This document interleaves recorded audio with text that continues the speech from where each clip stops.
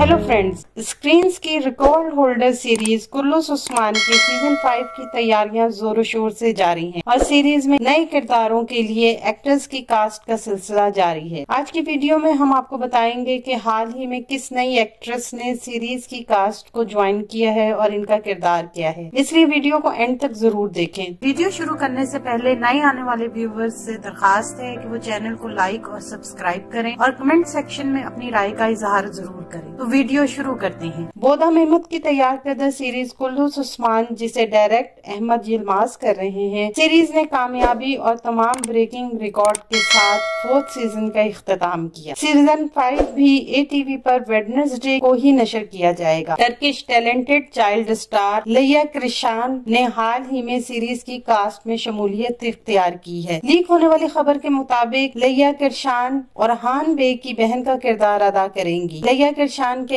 अलावा बहुत से फेमस नाम जैसे कि एमरे दिनलर, सेविल अके और आल्तान गोरदुम ने भी कुल्लूस उस्मान सीरीज की कास्ट को ज्वाइन किया है। बुराक ओज़चीवित जो उस्मान बे का किरदार अदा कर रहे हैं, जैसे ही वो OGM पिक्चर्स की फिल्म बार्बर की शूटिंग मुकम्मल करेंगे, सीरीज के 5th सीजन की शूटिंग में हिस्सा लेंगे।